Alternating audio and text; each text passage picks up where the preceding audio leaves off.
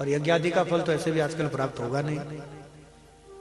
गोदी में बच्चे भी बैठे हैं, मुंह में हाथ भी डाल रहे हैं, वो नाक भी बह रहा है, अशुद्ध अवस्था अपवित्र अवस्था में पैंट जीन्स पहन करके सब आहुति दे रहे हैं। ना शिका है, ना जनेऊ है, ना यज्ञोपवीत है, ना सूत्र आदि है, और बस इसलिए अपना अहंकार पुष्ट कर रहे हैं कि हमने तो फलाना यज्ञ कर लिया। दक्षिणा रहित यज्ञ हो रहे हैं, ना तो आहुति में जाने वाला अन्न आदि शुद्ध है और ना ही यज्ञ में उपयोग होने वाला द्रव्य अर्थ धन ही शुद्ध है। हमारे यहाँ यज्ञ कर्म में यज्ञ हो रहा है यहाँ पर, और हमारा तो कर्तव्य है कि हम लोग अगर व्यासपीठ से धर्म की नहीं कहेंगे तो कहेगा कौन। सबसे पहले तो भूमि का शोधन होता है, गोबर गोमूत्र से उसको लिपा जाता है, और ये काम यजमान का होता है। ये काम भी आजकल ब्राह्मणों से किया जाता है। अच्छा पंडित जी सामान बता दो क्या लाना है, पंडित जी कहेंगे गोबर ले आओ, मिट्टी गोबर गोमूत्र ले आओ, और पंडित जी लग रहे हैं बेचारे लिपाई पुताई का काम करने में। झाड़ू भी पंडित जी लगाएंगे, पोछा भी पंडित जी लगाएंगे, और बढ़िया और तो छोड़ दो गोबर गोमूत्र से हवन कुंड भी पंडित जी लिपाई देंगे। अरे भैया सेवा धर्म है यजमान का, यजमान ने अपना प्रथम धर्म सेवा ही छीन लिया अपना।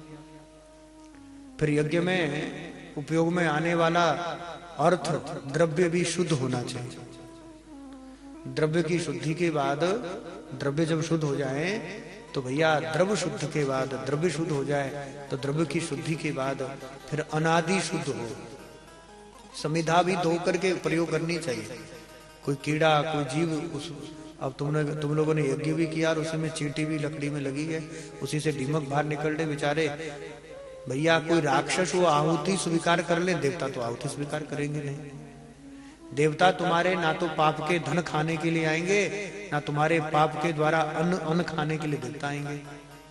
ना अशुद्ध अवस्था में जींस पैंट पहन करके और महाराज अपवित्र अवस्था में बैठकर, अरे शुचिता तो प्रथम धर्म है। अंतर बहिर दोनों की शुद्धता, दोनों की पवित्रता, ये पहला धर्म है, पहला कर्तव्य। इसलिए हमारे यहाँ भूत शुद्धि होती है। यज्ञ में जब बिठाया जाता है तो पंचगव्य नियम यही है।